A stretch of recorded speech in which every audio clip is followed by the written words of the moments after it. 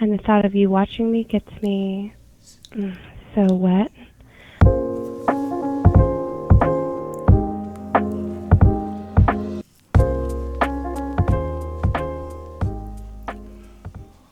Welcome back to the shittiest podcast in the world. The podcast that'll knock your socks off, that'll sling your cock right off your fucking jeans. My titty vest soldier, aka my co-host, Steven, he ate too many hot dogs with mayonnaise on it. I told him, I said, and it was Hellman's mayonnaise. I said, if you're gonna do it, might as well throw some Dukes on that bitch. He said, well, I don't give a fuck. I'm going to eat it the way it is. And now he's sick. He's not even here for this podcast. I want people to send their prayers out to him. Send him Juneberry Blitz type shit. Send him some Juneberry. Send him some fucking cough drops. Send him whatever he needs. He's in a current dire state. Okay. He's going to be all right. We're going to work through this. I'm sure he'll be back next week. I took the sunglasses off for this as a homage and respectful thing to do for my fallen co-host. And I just want to send my prayers up to him. So everybody right now, let's have a moment of silence. And I'll have a Juneberry sip.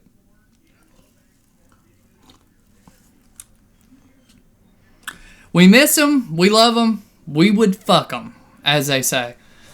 But no, I wanted to take this time to do a episode on something that I've always been interested in, and I really want people to remember this story because I feel like as time has gone on, people have forgot about it, and I feel like it's something that I feel like that somebody knows something. And this comes from my community. So I grew up in Kannapolis and Concord.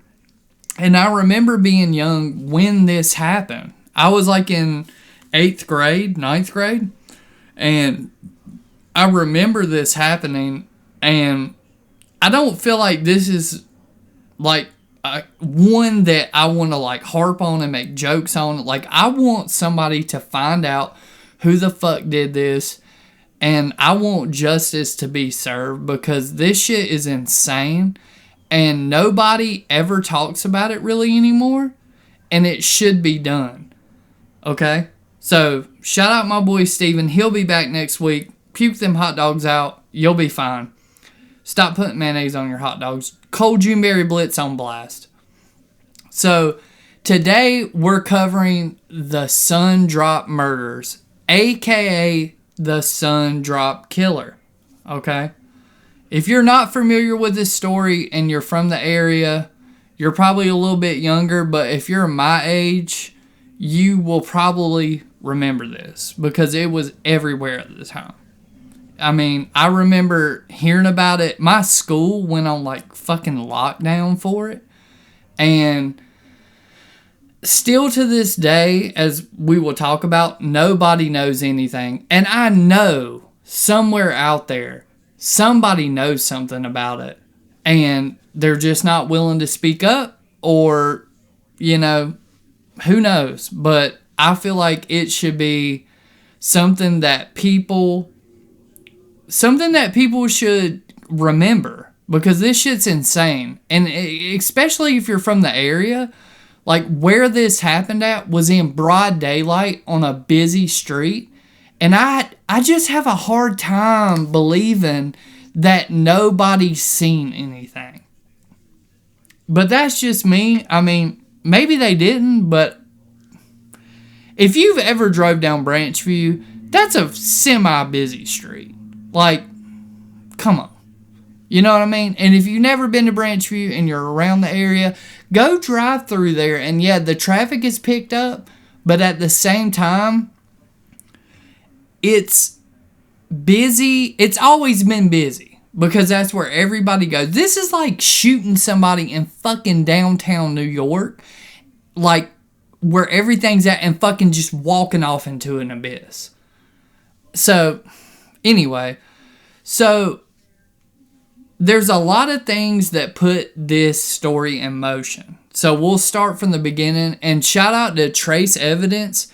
They did a lot of work on this and a lot of research on it, so I want to give them a shout out because my transcript is pulled from them. This is not a monetized podcast, so I'm from the area, so I feel like this is only for like research purposes in the sense of like to bring this more to the forefront. Like there was only 2 podcasts I ever seen about this. And it's crazy because this dude fucking killed people and fucking just cruised out and nobody knows anything, which I think is fucking insane. So let's start from the beginning. So on Friday, June 13th, yes, Friday the 13th, 2008, Donna Barnhardt was working at the Sundrop bottling company. And she had been a worker there for about 19 years. Either she was there for 19 years or she was working on 19 years, a long time, okay? She had been a worker there for a hot minute. And it was just a normal day, like any day. It was a sunny day, nice weather. Nothing really out of the ordinary. And if you've ever seen that building, it has a small parking lot. It's not some gigantic fucking factory. It's a small place. There's only so many parking spots in the front. But, so Donna Barnhardt's there. And a gentleman named, I believe his name, let's see here. His name was Darrell Noles. So these are our 2 victims, and then there's also 2 other people working in the bottling company, but they're in the back. So anyway, so for a background, Sundrop, where the bottling company that was there, it's located at 360 Old Salisbury Concord Road.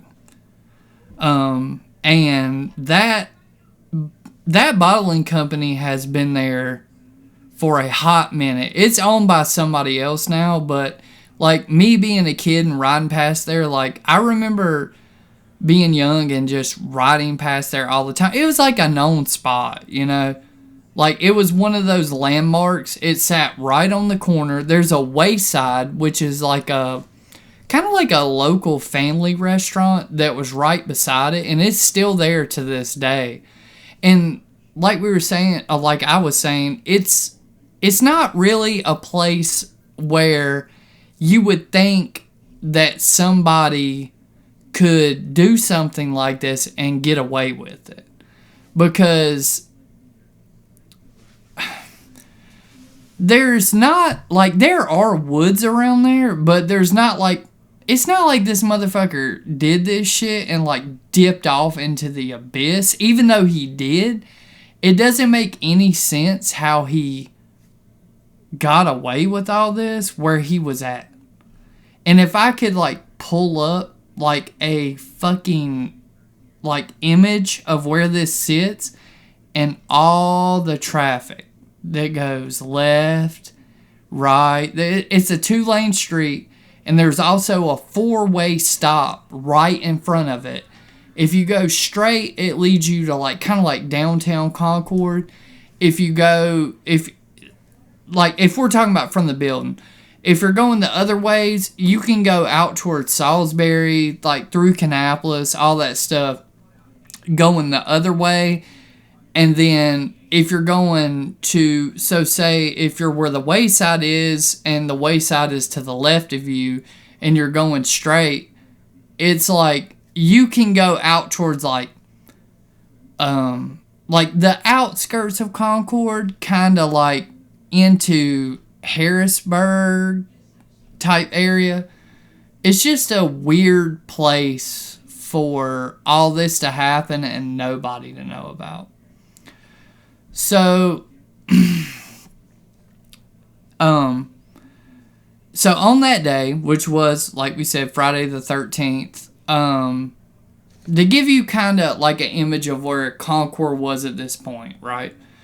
Concord has been growing and growing and growing and growing. Like, I grew up there, and it's grown even in the time since I was, like, young, like, in high school.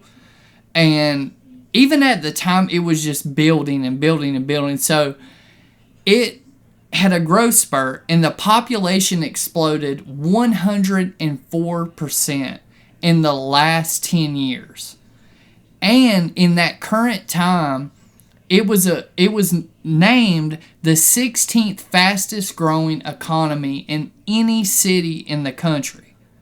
So this shit, like, Concord wasn't that big, like, when I was young, but in this time, it was under like a big population, like people coming here, which has only gotten bigger, like I said. So, for it to be the 16th fastest growing economy out of any city in the America, that's insane. So, everybody, like I said, was familiar with the building. Everybody knows where the Sundrop Bottling Company was. Everybody knows somebody through the grapevine that might have worked there, or even if not, like, everybody knows where it's at. It's kind of like that place in your city where it's like a landmark, kind of. Like, everybody's like, meet me by this, meet me by that, meet me by the Sundrop Bottling Company. You know where it's at. Even if you don't call it this, you might call it the Sundrop place. That's what a lot of people called it. It was a red building, which it stands out and in the area that it sits in. So it was opened in 1954 by Bill and Margaret King. So they're the ones that opened it. They're the ones that started it. They're the ones that put it there. And it's been there ever since. And like I said, the building is still there. And again, that address is 360 Old Concord, Salisbury Road. I know I said it, but there it is again. So if you don't know what Sundrop is, in Concord and in the South, we love Sundrop, okay? They make Sundrop pound cakes. Sundrop is just like kind of like a way of life for us. We fuck with it. We enjoy it. And if I had to compare Sundrop to something that people that aren't from here, like what it would be like, it's kind of like, sort of like Mountain Dew or the drink Squirt, sort of. But where Mountain Dew has like that real syrupy, like, you know what I mean? Like, it's real thick, kind of. Sundrop is more like light. Okay, like, people mix liquor drinks with Sundrop, Diet Sundrop. Like, it's just like there, but in the best way possible. And it's always been popular here. Like, we have Sundrop machines in, like, businesses. Fucking, if you go to, like, a local place around here and you look at the menu and like, most people are going to get sweet tea, cheerwine, or Sundrop. Like, that's just how it is. Like, it's just a part of it's a part of our culture here, honestly. And it always kind of has been. And that building remained in the King family until December of 2016, which then it was sold off to Cheerwine, which, like I said, is another popular thing that people around here like. It was invented in Salisbury. If you don't know where that is, look it up. And in 2008, when all this happened, when this crazy story we're about to get into happened, it was owned and operated by John King. And he actually found out about the tragedy when he was vacationing in Oak Island. And if you don't know what Oak Island is, it's out on the North Carolina coast. It's a seaside town. It's known for beaches, tourism. Like, it's just a place, like, where you get out of the way. Like, if you're from around here, you might... A lot of people go to, like, Myrtle Beach, which is in South Carolina. A lot of people know where that's at. But also people go to our coast, which they say our coast are a lot more chill, I guess. Like, there's not as much bullshit going on. But I'll straight up admit I have never been there, which is insane because I've grown up here my whole life, but I've just never been there. So that's the owner. That was who owned the place at the time when it happened. And when he found out about what was going on, he immediately packed up his shit. He headed back, and I'm sure he was probably like, what the fuck is going on? Because these people, like, it was a small, tight-knit, it was kind of like a family, sort of. Like a family of people that worked there, and everybody knew everybody. Like, everybody knew what this person was doing this weekend. Everybody knew what was going on. Everybody knew everybody. So, it's important to know a lot about the victims in this incident because there's not a whole lot really still to this day known about the killer, the guy that entered the building. So, to run it through a summary, a guy shows up, he comes inside, and he basically kills two people. The two people being Darrell Noles and, like I said before, Donna Barnhardt. So, those are the two victims of this story. So, Donna Barnhardt was born on January 11th, 1945. She was born in Oceanside, California, but she was raised in the town of Paradise. And she was one of 4 children. She had 2 brothers and 1 sister, and when she was younger, being out in California, she, you know what I mean, California, everybody's out in California, especially at that time, so she kind of rubbed elbows and got kind of like, not close, but kind of knew some like, famous people. So she was a babysitter for Jim Backus, who famously, he played Thurston Howe on Gilligan's Island. So everybody remembers Gilligan's Island, okay? And she actually met John F. Kennedy years before he ever ran for the president of the United States. So she met John F. Kennedy before he was known. So that's pretty wild. And she attended Paradise High School, and after graduation, she enlisted in the Navy. She served for 3 years during the Vietnam War. Donna was stationed in Fort Myers, Virginia, and worked in the intelligence segment. So that's where her whole thing was, in the intelligence. She was a code breaker, and she was actually a code breaker for the Pentagon. She graduated first in her class, and it only had 2 women in the school, which held 67 students. So she was doing it big. Like, she was good at her job. She knew what she was doing. Like, she wasn't just floating by the seat of her pants. Like, she was good at her job. Like, she was legit. So, after all this, she settled in Concord, North Carolina, with her husband, Preston Barnhardt. She lived for 39 years of her... She lived the next 39 years of her life raising her family and taking on all kinds of different responsibilities. So she was like the type of person that always had something going on, trying to help out. She was an integral part of the community, even if you didn't know her name. She was involved in something. Like, she was involved in everything, but at the same time, like, you might not would know her, but if you heard some of the stuff she did, you'd be like, oh shit, like, that's crazy. I didn't know she did that. So she had 3 children and a daughter named Rebecca and 2 sons named Sean and Seth.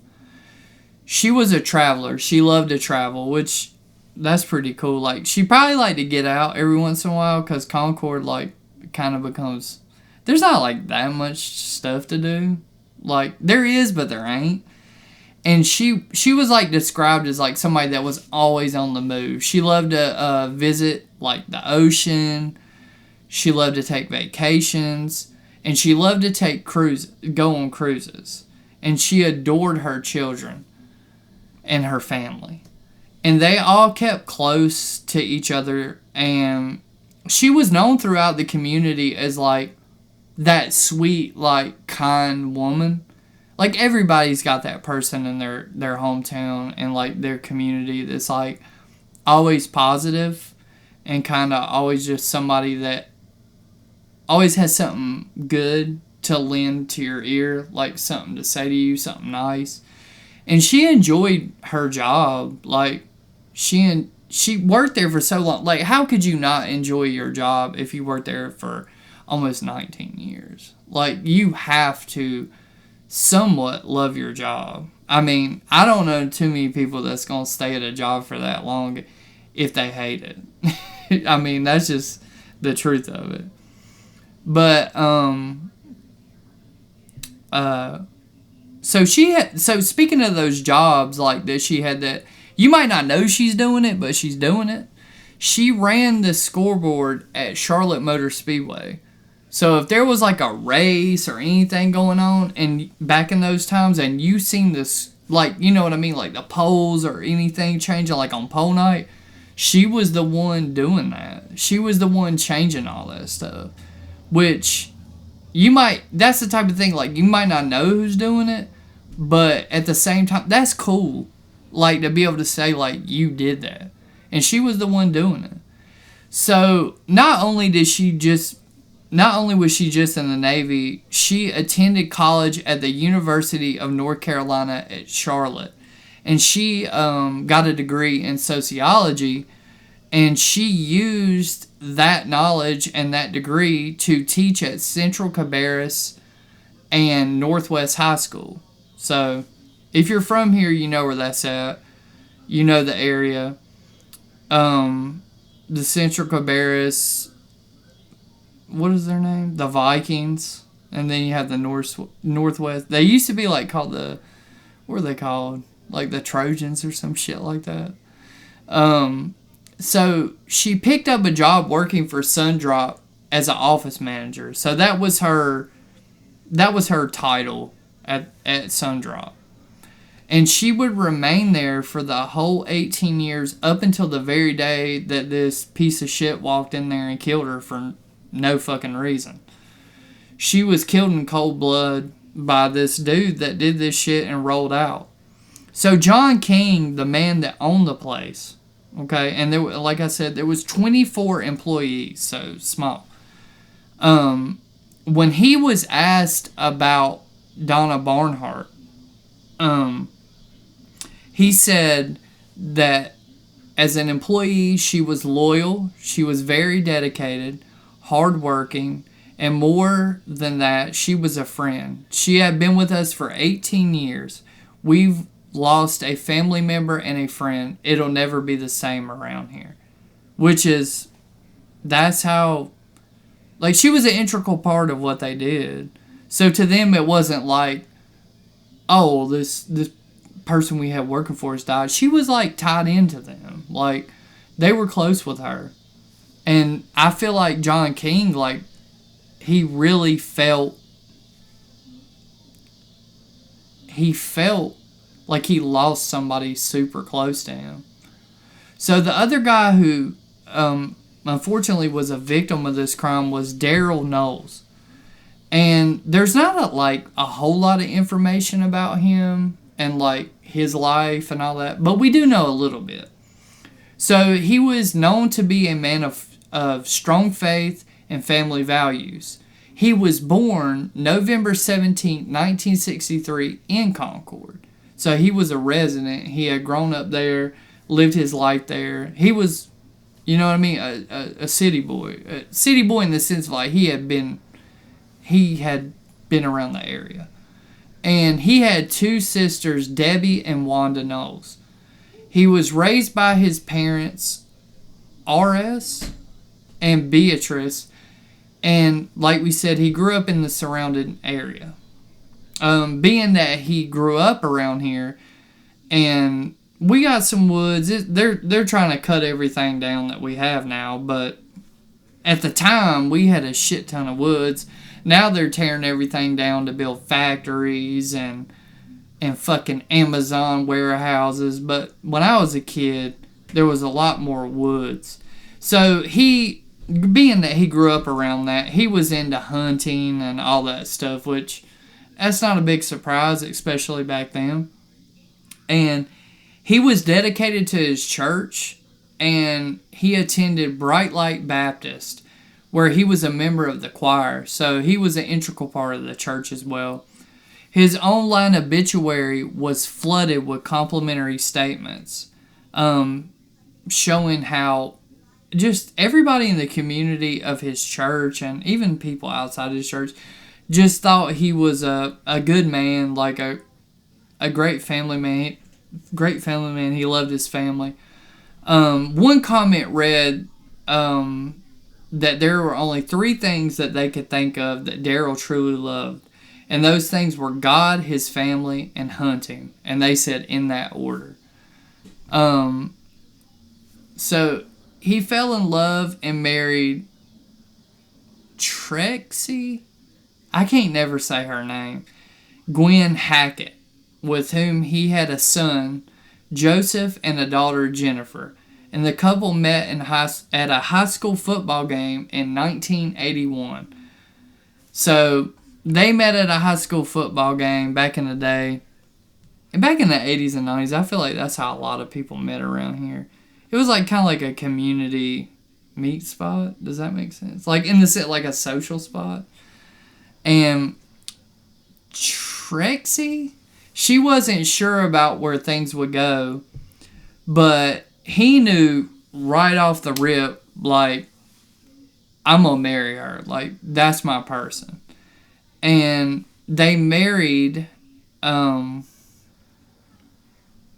year later on August 13th, which is insane because Darrell always looked at the number 13 as his lucky number, which is crazy because that's what date all this happened on, was the 13th. Friday the 13th. So that's kind of, if you think about it, it's kind of wild. So he was always, like, friends of his and people in the community said that he was always talking about his church, his choir, and his religion, or he was bragging about his family. And Spencer and Wendy Pritchard commented on his obituary, and they explained and talked about how he would often rub his stomach and talk about how delicious his wife's cooking was. So she must be cooking up in that thing like Mr. C's, boy. She's cooking up in there, getting it right. If somebody's rubbing their stomach and talking about somebody's food, that shit must be good. I don't know, though. It might not be, but he liked it. So he went on to become, in his older years, a doting grandfather, and after his daughter married and had her first child, everybody says that Darrell was absolutely over the moon to become a grandfather. So he was excited about it. He was excited about coming, going into his grandpa era. He was excited about it. And his children had a lot of things to say about Darrell. His daughter described him as a gentleman who raised her right, but that he laughed a lot, so he laughed a lot and could often be a clown. His son Joseph noted that while a lot of fathers were eager to go out hunting and spend some time alone, Darrell never wanted to be far from his family, and if he was going on a trip, there was no doubt he'd be going with them. So he wasn't like one of those dads that like used hunting or fishing or something to basically be like, I'm gonna get the fuck away from all y'all. He like genuinely wanted to take his children with him and let them experience life and what he was doing. He always wanted to include them in them, which is pretty cool. So Darrell actually worked for years as a fiber optic splicer with the Concord telephone company. And if any local people to Concord, I remember going in the Concord telephone company and paying, like my mom would like pay them or whatever. But as time came around, it became Windstream, which is what happened to Darrell. He actually lost his job in 2007 when it became Windstream. Which is, I don't know how many people lost their job at that time, but I do remember the Concord Telephone Company. So he actually went in that day. He only went in to turn in an application. So he didn't work there or anything. He loved Sundrop. And he thought, well, I'm going to get me a little job right quick to, make ends meet. Like, he wasn't there to... who's to say that if he would have got the job, if he would have even stayed there long? But he thought, like, I'm going to go in there and I'm going to find me a little job. I love Sundrop. It just kind of fits my vibe. It's kind of what I gather from, all the information. So...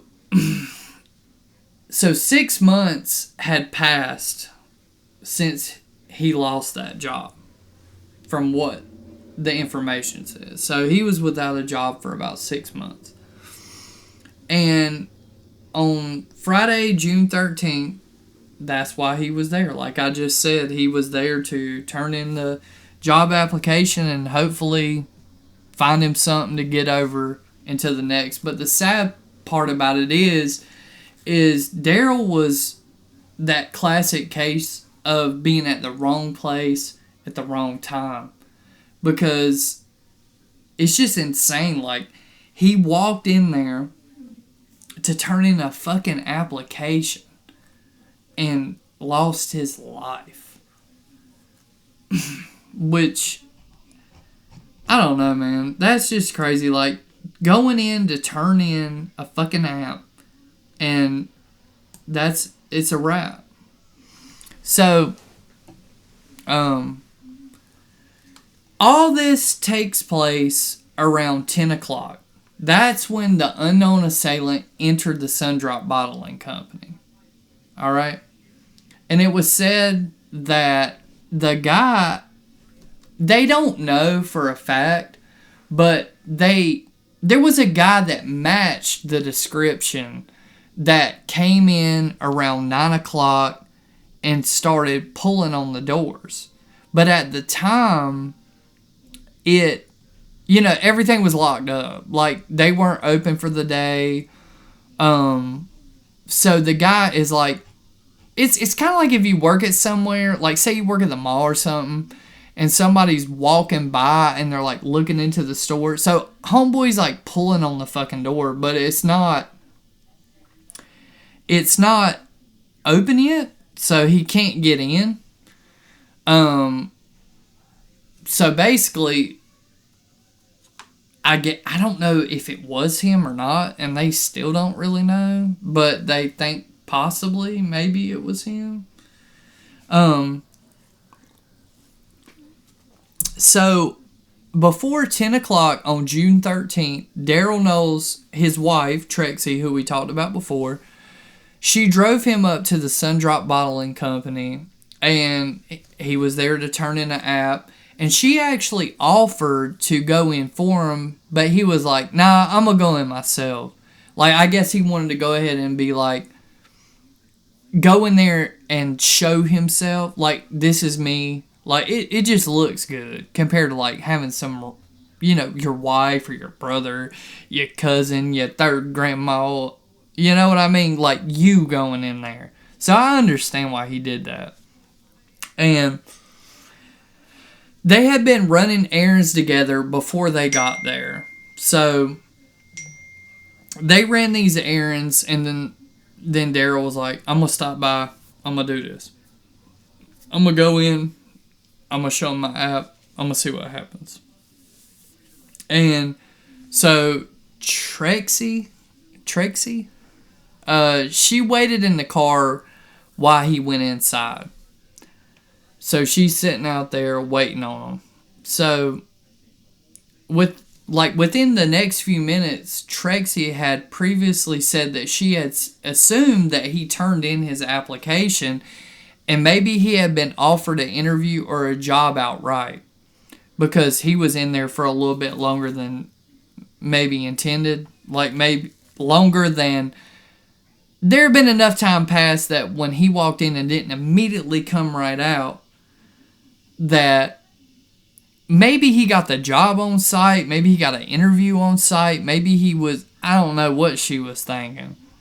But she did think it was strange that he didn't come right in and come right back out.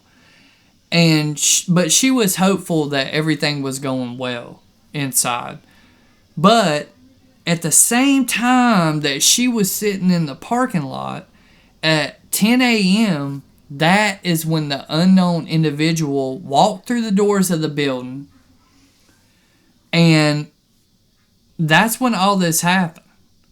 And in this time, and like I said, you can look it up, there's not that much info about this.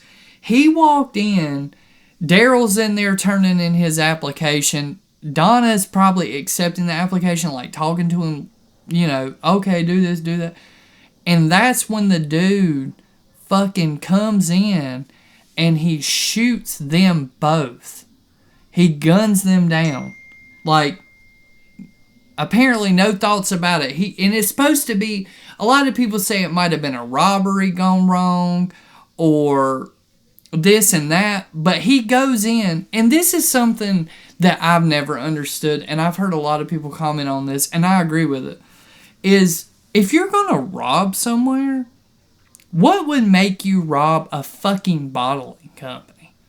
That you wouldn't really think that would be the first thing in somebody's mind is to rob this place. And we're going to take a break. We'll be right back after these messages from Hot Dog Shack. So, to get back into the story, when he comes in, that's when the two workers in the back, the two employees in the back part of the plant, they hear the gunfire. And as they made their way towards the lobby, which is where all this happened, they witnessed the killer exiting the building carrying a box. What was in that box? We don't know. So they actually got the identity of the guy that came in. So, but I heard where they only seen his back, which is kind of strange that they have like a profile on him if they only seen his back. Because it would be hard to tell what somebody's face looks like. But so Darrell's wife, she's sitting in the parking lot and she sees a bunch of flashing lights and emergency vehicles pulling up. And we'll go back to the identity of what they seen. So she sees these emergency vehicles pulling up, and she thought maybe an accident had happened, and maybe Darrell was still inside, and maybe he was helping out or trying to lend a hand to what was going on. She didn't know at the time that Darrell was going through what he was going through. And I still don't see how all this is happening and you, like, the employees heard gunfire and stuff, and you don't hear it from the parking lot, because I feel like that you would hear it. You know what I mean? Because it's so little, like the parking lot. So the description that the employees gave, and that was also put on the composite sketch, was a black male. He was slim, he wasn't a big guy. He was about average height. He had shoulder-length dreadlocks, white t-shirt, blue jeans, and he had on a dark hat, is what they said. Now, how did they gain that from seeing the back of him? I don't know. But that's just what they said. So, that's all we have to go off. And he was last seen near Cabarrus Avenue and Branchview running. Like I said, if you don't know that area, look it up. Because I think that's insane that he did all that on that street and that's all that was seen. So that's all we really know about that day, is that. That's all there is, still to this day. All this time later, we're in 2025, and that's still all we know. But after the murders,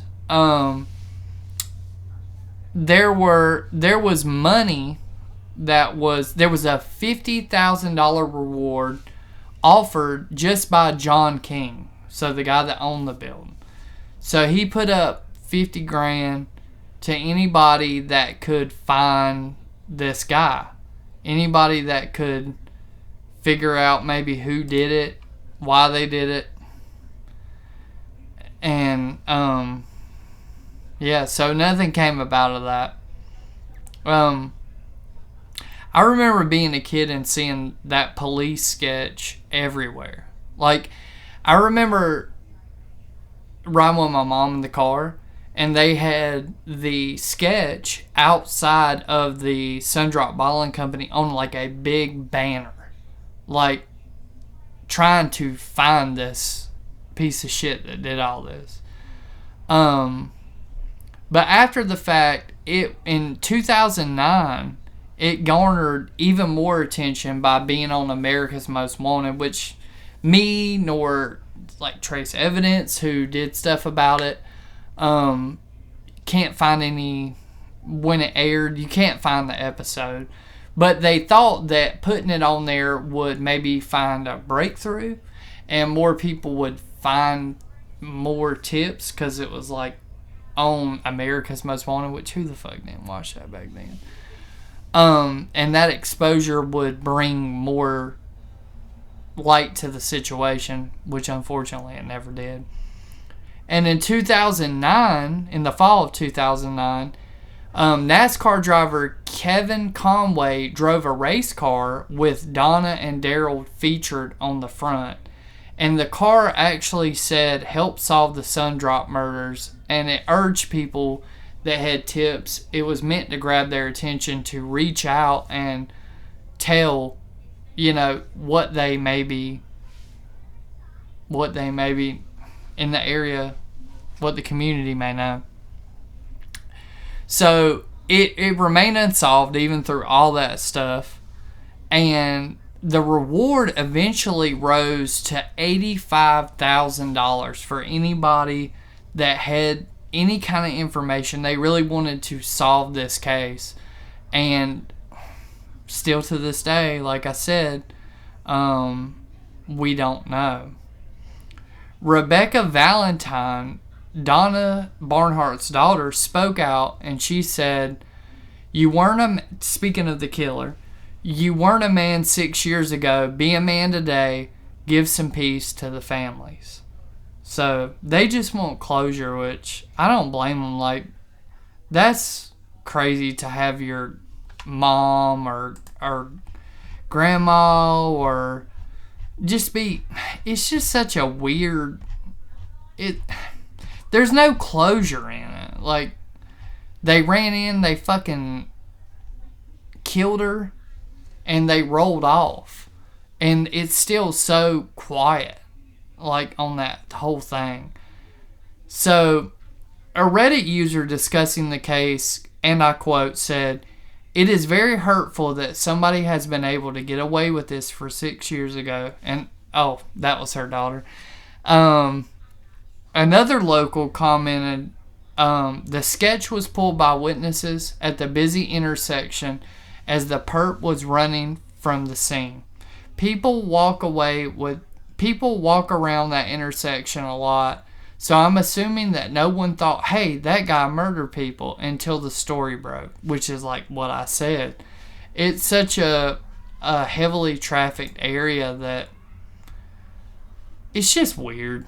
It's just weird that all this happened and nobody knew anything.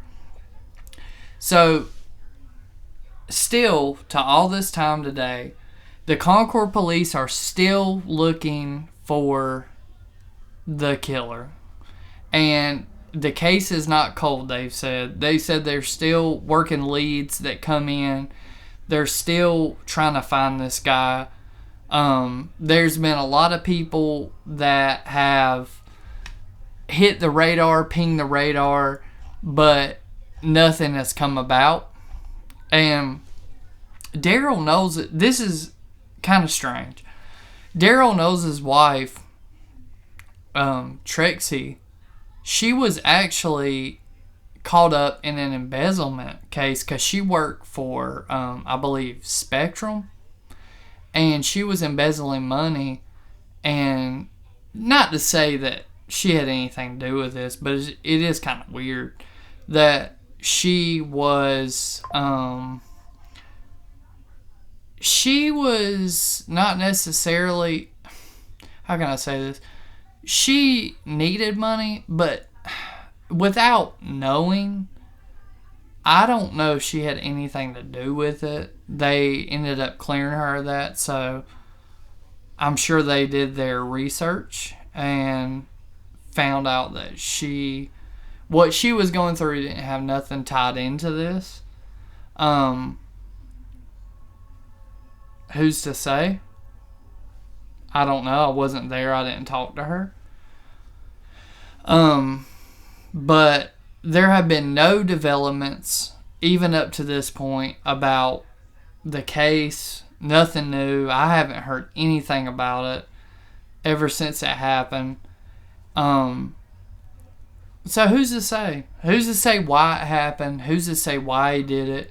There was a guy, his name was Darren Manuel, and he actually looked like the composite sketch, and he killed a gentleman at the I-85 truck or welcome center type thing, and he was arrested in 2015, but they never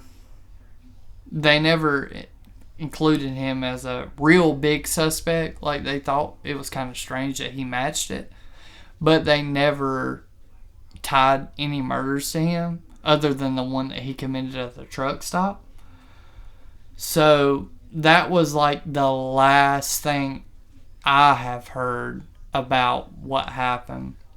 But to the world, to locals, to anybody around, if you have any information on what happened that day, if you've seen somebody, if you heard something, I would just encourage you to reach out to the Concord Police Department and just tell them. Like, even if it's the littlest thing, like anything at this point, as long ago as that was, could help and bring peace and try to bring solace to these families, because they had a dad or a grandfather or a grandmother or a mom that was taken away from them with no reasoning. Like, they don't know why it happened. And I can't imagine feeling that. Like, having somebody so important to you taken away, and you're just, it's at a loss. You don't know why they did it. And that's so insane. But I just wanted to bring this whole story to semi-light. If you want to watch a good If you want to hear a good podcast with a lot of backstory and a lot of stuff like that, and details, definitely watch the trace evidence one, because he did a good job. And I don't even think he's local. I don't know how he got all this information, but he did a good job. So I would just tell y'all to not reach out, but just go listen to his podcast. Go to YouTube and type in, I think I typed in like Sundrop murders, and go listen to that. He has a lot of details on there. And if you know anybody, like I said, or you know anything, don't hesitate to reach out. Bring these people some solace, because they've had somebody very important to them stripped away with no answers. And I can't imagine. But anyway, guys, yeah. I hope we find out one day. I hope justice is served. I hope this motherfucker is locked up forever, whoever it is. Until that point, I guess the sketches will be around, and that's really all anybody has. This it's more about the victims at this point, as far as details, because that's all we know. Steven, I hope he gets over his hot dog affliction. He's training to be a karate master. I don't know if you guys know that. He got kicked in the balls a couple weeks ago. He was doing karate. Kicked him right in his June berries. We're praying for him. We're praying for the best outcome. Hopefully he pukes all them hot dogs out and he's back to it. We love him. He's blessed. I miss his titty vest here. He's always just excited to get on the podcast and preach to you guys, and he's not here, so that's all I can say. Like I said, if you know anything about this, reach out to the Concord Police Department. Please let them know. Maybe later in the future I'll even do a bigger deep dive, but for now I just wanted to run the story by you. Maybe it could help, since there's not a lot of info about it, and see maybe if somebody knows something. But anyway, guys, until next week, keep your cock hard. Tell your mom she's handsome. Tell your daddy he's beautiful. Tell Steven good luck. We're going to make a GoFundMe for him. I told him to stop eating Hellman's. It's going to make him sick. Eat Duke's mayonnaise. That's on him. He didn't listen. And until next week, God bless you. And quite frankly, God bless your mom. And God bless your dad. And God bless your cousin. No titty vest, no beer vest, no nothing. I appreciate you guys for tuning around. I'll see you next week. God bless you. Over and out. And the thought of you watching me gets me so wet.